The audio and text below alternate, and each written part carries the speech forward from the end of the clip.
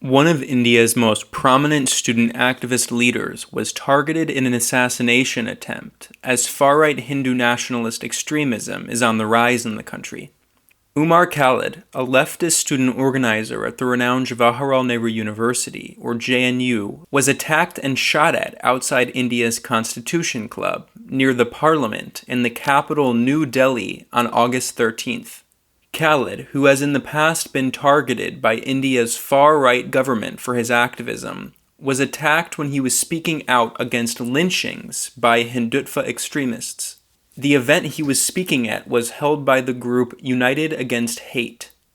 After the attack, right-wing nationalists who identified themselves on social media as cow protectors released a video calling Khalid a so-called traitor who is supposedly anti-national.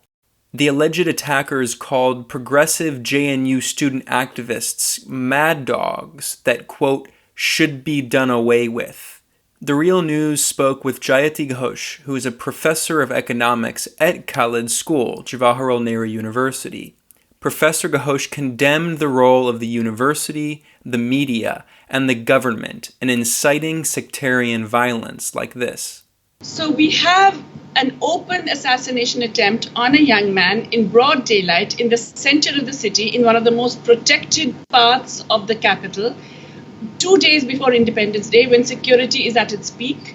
He's attending a public meeting. There are policemen everywhere. A man has the gall to come up with a gun, and in a scuffle, he's not able to actually fire it, but he pushes it against his body. He loses control of the gun, and he manages to shoot it in the air.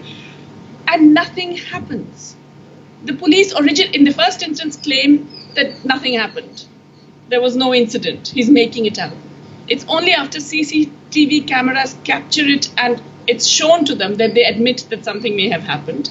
But they're really not treating this seriously in terms of follow-up, even to the point where they're harassing Umar, the victim, and making him come repeatedly to the police station to do various things and make various claims. Not a single national leader of the ruling party or the government has bothered to condemn the incident. The vice-chancellor of my university, who is actually a man out to destroy the university, has not bothered to condemn an attack on one of his students. There's utter silence on this matter, and there's really an attempt to suppress it. And it speaks volumes to the extent to which we now have media censorship of an unprecedented nature. That the major news channels, the major newspapers, after an initial noise about it, have really gone quiet on something as serious and significant as this. After the attack, Umar Khalid pointed at the far-right BJP government and the media, accusing them of inciting violence against him with lies. He published a statement on Facebook accompanied by a photo with the late journalist Gauri Lankesh, who was murdered by right-wing Hindutva extremists because of her journalistic work. They can't scare us into silence, Khalid said. He added, the real culprits are those spokespersons of the ruling party and the primetime anchors and TV channels who have spread canards about me, branded me anti-national based on lies, and virtually incited a lynch mob against me. Umar Khalid was one of 3 student leaders from the JNU Student Union who was arrested in 2016 and charged with sedition in what was widely condemned as a politically motivated crackdown by India's far-right ruling party on young left-wing political leaders.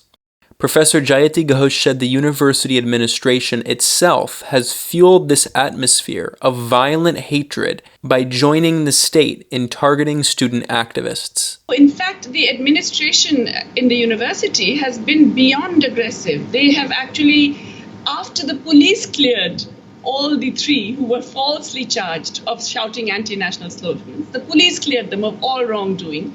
The university set up its own inquiry with its own chosen people and decided they were guilty, when there is absolutely no evidence that any of them shouted anything anti-national. And in fact, none of them would. All Umar had done was organize a meeting about Kashmir. That's all. And people came and spoke at that meeting. But he happens to be a Muslim and therefore an easy target. He happens to be a radical, that's for an even easier target. So he's portrayed across all of these social media and television as this major anti-national terrorist. So his life is at threat. And then when there is a clear attempt on his life, because you have created that climate of hate and aggression and violence, then you don't bother to do anything about it. You treat it casually. It's almost like, oh, too bad it didn't happen. I'm told that social media is full of really vindictive and horrifying statements about too bad. Other students of ours who have been targeted in this completely false way as well have been receiving, the women regularly receive rape threats. And these are scary because they say, we know where you live, we know where you go in the evening, we know whom you meet, and we will get you. That's the kind of oppression you have to face. Umar was prevented by the university from actually submitting his PhD. He had to go to court, and the court had to force the university to allow him to submit his PhD. We got to that degree of vindictiveness and aggression on the part of a university administration towards its own students. Since 2014, India has been ruled by the Bharatiya Janata Party, or BJP, a far-right party that supports an extreme form of Hindu nationalism called Hindutva. Professor Jayati Ghosh emphasized that India's ruling party and its increasingly authoritarian Prime Minister Narendra Modi have instigated much of the communal violence targeting leftists and minority groups. There's absolutely no doubt that all of this is being done with the tacit approval and encouragement of the BJP and of the Prime Minister. The Prime Minister is a follower of people on Twitter who are known to incite violence, who are the ones making these death threats and rape threats and terrible, terrible trolling. And the BJP hires, we know, an army of several thousand people whose job it is to troll anybody who dissents. So absolutely, all of this is happening with the tacit and I would say in some cases the explicit support of the ruling party. Reporting for The Real News, I'm Ben Norton.